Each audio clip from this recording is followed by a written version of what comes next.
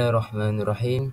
Pengantar pengajian pendidikan GPPP 1092, aspirasi dan hala tuju pendidikan serta implikasinya terhadap guru berjiwa pendidik. Tugasan 2, persembahan. Okey, pengenalan. Nama saya Muhammad Adam Irfan bin Supomo. Nombor IC saya 060122060437 daripada Pendidikan Islam 2. Okey, kita masuk kepada 5 aspirasi sistem pendidikan negara. Aspirasi sistem Pelan Pembangunan Pendidikan Malaysia berhasrat untuk mencapai 5 keberhasilan bagi sistem pendidikan Malaysia secara keseluruhannya, iaitu akses, kualiti, equity, perpaduan dan kecekapan. Keberhasilan yang ditetapkan ini adalah selari dengan aspirasi yang turut disuarakan oleh peserta semasa dialog nasional dan setanding juga dengan keberhasilan yang ditetapkan oleh sistem pendidikan berprestasi tinggi yang lain.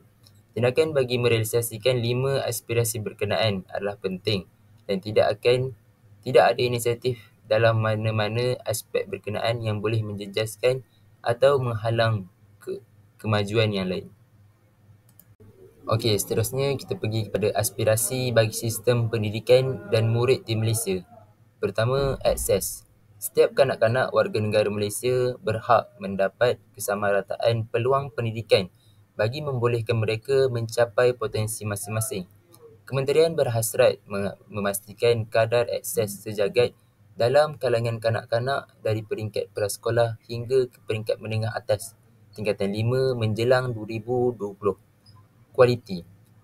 Semua kanak-kanak akan berpeluang mendapat pendidikan cemerlang berdasarkan keunikan sistem pendidikan di Malaysia dan setanding dengan sistem pendidikan antarabangsa.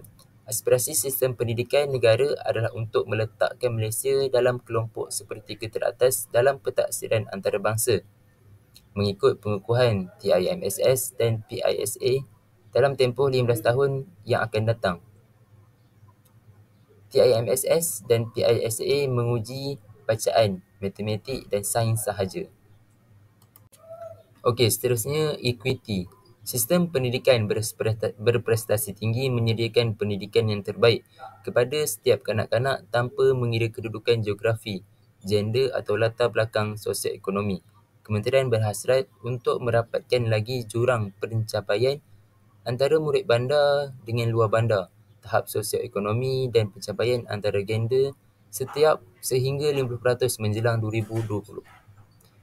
Seterusnya, perpaduan. Murid yang berusia antara 7 hingga 17 tahun menghabiskan lebih 1/4 daripada masa mereka di sekolah melalui interaksi bersama murid lain daripada pelbagai latar belakang sosioekonomi, agama dan etnik. Murid belajar memahami, menerima dan menghayati perbezaan.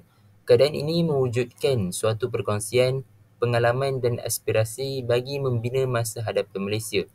Kementerian berhasrat menjana suatu sistem pendidikan yang memberi peluang kepada murid berkongsi pengalaman dan aspirasi demi membentuk dan memperkukuhkan lagi asas perpaduan rakyat Malaysia.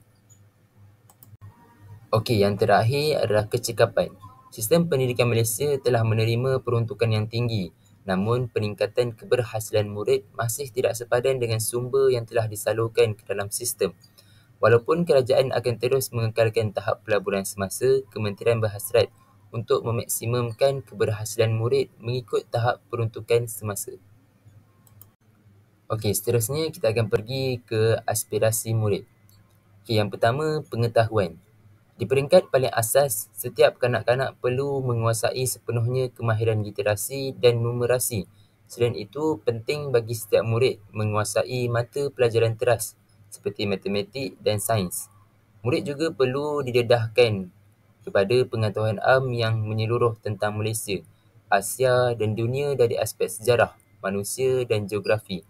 Murid juga digalakkan mengembangkan pengetahuan dan kemahiran dalam bidang lain seperti seni, muzik dan sukan. Okey, seterusnya yang kedua, kemahiran berfikir. Setiap murid akan belajar cara memperoleh ilmu pengetahuan sepanjang kehidupan mereka, iaitu menerapkan perasaan ingin tahu dan mengamalkan pembelajaran sepanjang hayat untuk membolehkan mereka menghubungkan pelbagai disiplin ilmu dan mencipta ilmu yang baharu Setiap murid perlu menguasai pelbagai kemahiran kognitif, termasuk penakbulan dan pemikiran kritis, kreatif serta inovatif. Bidang ini kurang diberi perhatian, menyebabkan murid kurang berupaya untuk mengaplikasi ilmu pengetahuan dan berfikir secara kritis di luar konteks akademik. Seterusnya yang ketiga, kemahiran memimpin. Dalam dunia yang semakin saling berhubung kait, kebolehan untuk memimpin dan bekerja dengan orang lain secara berkesan adalah amat penting. Sistem pendidikan negara akan membantu setiap murid mencapai potensi sepenuhnya dengan mewujudkan peluang yang formal dan tidak formal untuk bekerja. Bekerja dalam pasukan dan mengamalkan ciri kepimpinan. Dalam konteks sistem pendidikan, kepimpinan merangkumi 4 dimensi iaitu keusahawanan, berdaya tahan, kecerdasan emosi dan kemahiran berkomunikasi dengan berkesan. Yang keempat, kemahiran dui bahasa. Setiap kanak-kanak akan menguasai bahasa Melayu, bahasa Malaysia sebagai bahasa kebangsaan dan bahasa perpaduan, serta bahasa Inggeris sebagai bahasa komunikasi antarabangsa sekurang-kurangnya pada tahap minima. Dengan tahap penguasaan bahasa ini, selepas menamatkan persekolahan, murid sepatutnya berupaya menggunakan bahasa Malaysia dan bahasa Inggeris dalam persekitaran kerja. Di samping itu, kementerian akan menggalakkan semua murid mempelajari bahasa lain sebagai bahasa tambahan. Yang kelima, etika dan kerohanian. Sistem pendidikan akan memupuk etika dan kerohanian dalam diri setiap murid bagi menepani cabaran yang akan ditempuhi dalam kehidupan dewasa, agar mereka boleh menyelesaikan konflik secara harmoni, bijak membuat pertimbangan, berpegang kepada prinsip ketika berada dalam situasi yang kritikal, serta berani melakukan sesuatu yang baharu. Sistem pendidikan juga berhasrat untuk membentuk individu penyayang yang dapat menyumbang kepada kesejahteraan komuniti dan negara. Yang keenam dan yang terakhir, identiti nasional. Identiti nasional yang kukuh melalui penghayatan prinsip rukun negara diperlukan untuk kejayaan dan masa depan Malaysia. Setiap murid akan berbangga dikenali sebagai rakyat Malaysia tanpa mengira etnik, agama atau status sosioekonomi. Semangat patriotik perlu dipupuk dalam diri setiap murid dengan cara memahami sejarah negara dan berkongsi aspirasi yang sama untuk masa depan negara. Demi mewujudkan identiti nasional yang sebenar, semangat keterakuman yang teguh amat diperlukan. Identiti nasional akan dapat dicapai bukan hanya belajar memahami dan menerima kepelbagaian, tapi juga menghayati kepelbagaian. Okey, sekarang kita akan pergi implikasi hala tuju dan aspirasi pendidikan terhadap guru berjiwa pendidik. Implikasi, aspirasi dan hala tuju sistem pendidikan negara kepada guru berjiwa pendidik sangat besar, terutama dalam membentuk peranan, tanggungjawab serta cabaran yang mereka hadapi. Guru berjiwa pendidik perlu bersedia merubah, berinovasi dan terus meningkatkan diri bagi memastikan mereka dapat memenuhi aspirasi dan hala tuju pendidikan negara. Kejayaan sistem pendidikan amat bergantung kepada kesungguhan dan dedikasi guru dalam mendidik generasi masa hadapan. Okey, sekarang kita akan pergi kepada implikasi, aspirasi dan hala tuju kepada guru berjiwa pendidik. Pertama, guru akan mendapat sokongan yang diperlukan untuk berjaya. Guru akan mempunyai lebih akses kepada peluang pembangunan profesional berasaskan sekolah. Mereka akan mengambil bahagian dalam perbincangan dan dialog yang memberikan maklum balas konstruktif tertumpu kepada pembelajaran dan pembangunan diri, bukannya bersifat menyalahkan dan hukuman, supaya aspek penambahbaikan boleh dijadikan bidang kekuatan. Seterusnya, guru akan menikmati persekitaran kerja yang lebih sesuai, ganjaran berasaskan prestasi dan laluan kerjaya yang lebih baik. Mereka akan melaksanakan tugas di sekolah yang mempunyai kelengkapan yang cukup dan persekitaran kerja yang sesuai. Beban pentadbiran guru akan dikurangkan supaya mereka boleh menumpukan tenaga pada aktiviti teras, iaitu pengajaran dan pembelajaran. Guru akan menikmati ganjaran berasaskan prestasi yang menarik, termasuk perkembangan kerjaya yang lebih pantas, dan boleh mengembangkan minat mereka mengikut laluan kerjaya yang berbeza, pengajaran, kepimpinan dan kepakaran mata pelajaran. Selain itu, guru akan didedahkan dengan budaya kerjasama dan kecemerlangan profesional. Guru akan saling bekerjasama dalam menangani isu dan berkongsi amalan terbaik. Mereka mempunyai keluasan pedagogi yang lebih besar dalam bilik darjah dalam usaha memastikan setiap murid belajar. Sebagai balasan, guru akan diminta supaya bersikap terbuka kepada pembelajaran dan cara bekerja yang baharu melibatkan ibu bapa dan murid dalam proses pembelajaran dan mempamerkan cara berfikir, nilai dan kelakuan yang dijangkakan daripada murid. Seterusnya, penggunaan teknologi dalam pembelajaran.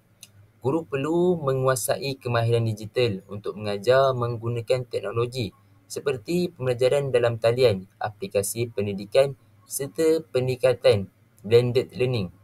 Ini menunjukkan dan menuntut mereka untuk bersifat dan bersikap inovatif dalam menyampaikan ilmu dan menarik minat pelajar. Okey, implikasi yang seterusnya adalah cabaran dan beban tugas tambahan. Dengan perubahan dalam sistem pendidikan, guru mungkin menghadapi beban kerja yang meningkat seperti keperluan menyediakan laporan digital, mengurus sistem e-pembelajaran dan memenuhi pelbagai keperluan pentadbiran. Namun, mereka tetap perlu mengekalkan semangat mendidik dan komitmen terhadap pelajar. Dan seterusnya, kesan kepada guru berjiwa pendidik iaitu peranan dalam membentuk sasiah dan nilai pelajar. Aspirasi pendidikan bukan hanya melahirkan pelajar yang cemerlang akademik, tetapi juga memiliki akhlak dan nilai moral yang tinggi. Guru berjiwa pendidik harus menjadi model teladan dan membimbing pelajar dalam aspek kepimpinan, disiplin dan tanggungjawab sosial. Kesimpulannya, implikasi hala tuju sistem pendidikan dan aspirasi negara terhadap guru adalah sangat besar kerana mereka merupakan tunjang utama dalam merealisasikan matlamat pendidikan berkualiti. Guru bukan sahaja perlu menyampaikan ilmu, tapi juga memainkan peranan penting dalam membentuk sasiah dan jati diri pelajar. Dengan perubahan dan perkembangan sistem pendidikan, guru perlu sentiasa meningkatkan kemahiran, mengadaptasi teknologi serta menerapkan pendekatan pengajaran yang inovatif dan inklusif. Selain itu, guru berjiwa pendidik harus bersedia menghadapi cabaran seperti peningkatan beban kerja dan perubahan kurikulum yang lebih dinamik. Namun, dengan semangat mendidik yang tinggi serta kesungguhan untuk terus belajar dan berinovasi, mereka mampu menjadi ejen perubahan dalam sistem pendidikan negara. Sekian, terima kasih daripada saya, Muhammad Adam Irfan bin Supomo. Segala salah silap dan kekurangan adalah daripada saya dan segala kelebihan itu datang daripada Allah Subhanahu Wa Taala. Sekian, wabillahi taufiq wal hidayah. Wassalamualaikum warahmatullahi wabarakatuh.